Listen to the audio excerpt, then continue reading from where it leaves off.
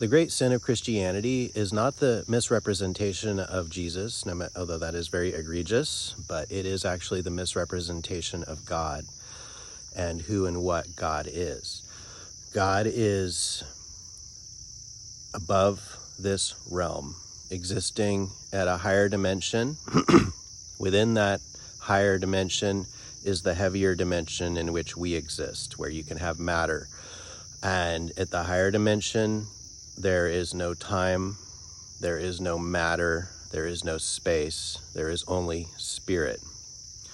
And we are a heavier, slower dimension within that, in which aspects of God have been separated into their opposites so that there can be individual concepts that interact with each other, and when that happens, time is required. The other aspect of God is that it is the very essence of love.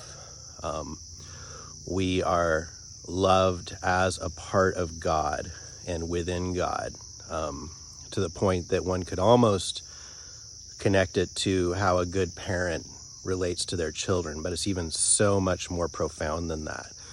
We are within God, and God is only love. So in Christianity, if you go to apologetics, or if somebody's trying to convince you to become a Christian, they will argue heavily about whether or not God exists, as if that's the debate. And the thing is that it's quite possible to get someone to a place where they're saying that God exists because of, first of all, you can prove that a cause was required to generate our universe in this physical space. And so people say, all right, so this came from something. We're going to call that God. Additionally, most people have had some spiritual experiences. Most people have had some experience that sort of demonstrated to them that there is an aspect to reality that is beyond our world, and they've connected with it. People have also come to understand that a belief in this is necessary for healing. 12-step programs and so forth famously have the belief in a higher power. And you'll find that even the most secular of organizations, when they really get serious about helping people to heal, discover that they do have to help people tap into something spiritual beyond this realm to get there. And furthermore, when people leave Christianity, they're called atheists. Like, oh, you stopped believing in God. And, and a lot of us who leave like, okay, I'm an atheist.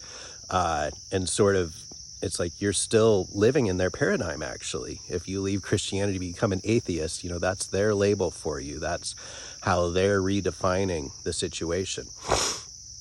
The Christian God is the God of the Old Testament, the Judeo masculine, patriarchal, warring, jealous, angry, judgmental ruler God.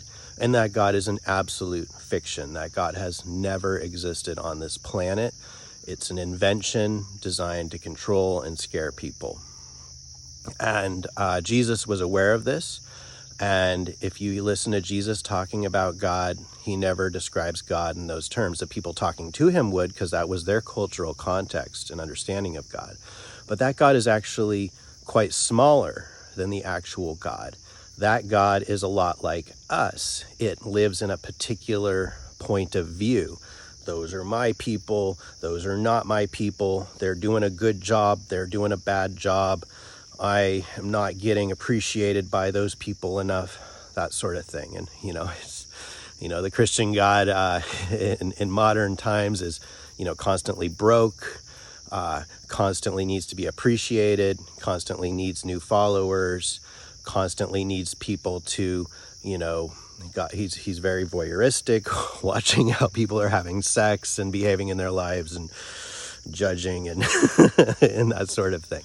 And that's sort of the Christian God. And then you leave that and people are like, well, you don't believe in God. And I'm like, well, no, I don't believe in that weird conception of the voyeuristic, jealous, insecure child man God out there who frankly sounds a lot like some of our current child man leadership on this planet, who just sort of are so insecure and demand constant respect and adoration and obedience That is a myth. I can understand why patriarchal men would like you to believe that that's how God operates on this planet, but of course it's not even remotely the case.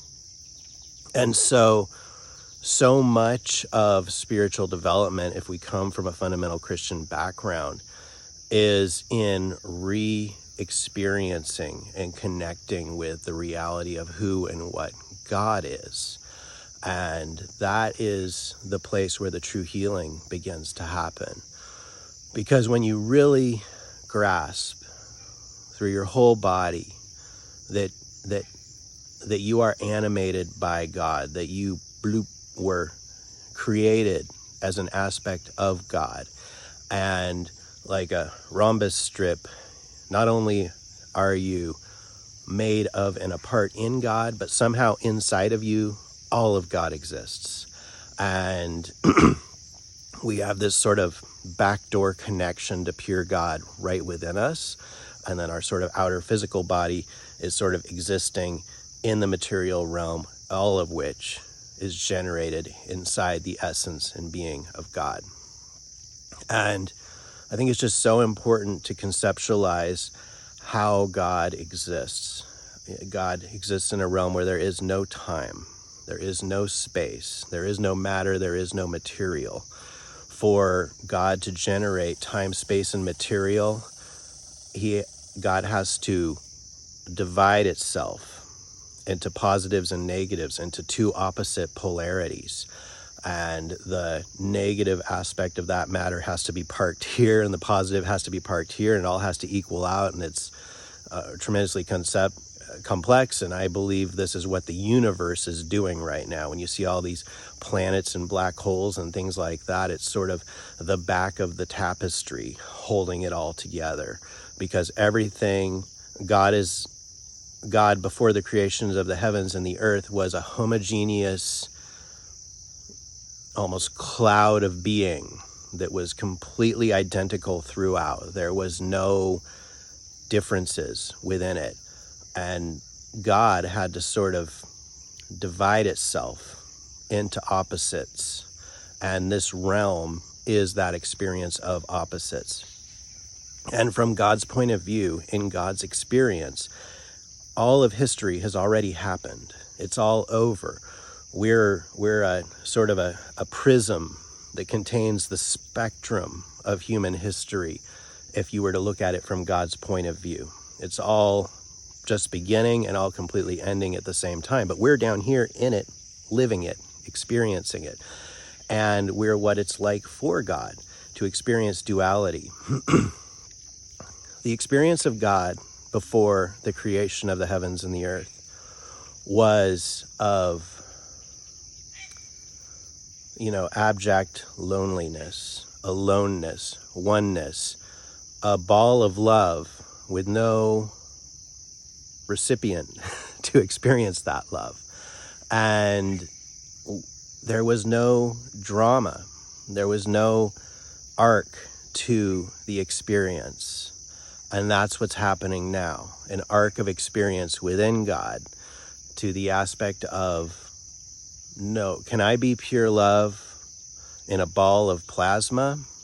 For God, that's already true.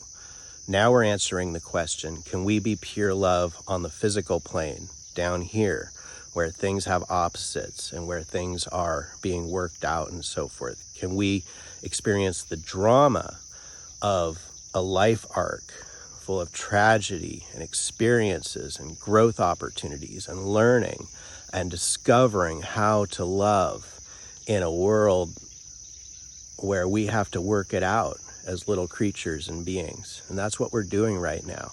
We're coming to God and learning how to return to God in this physical plane.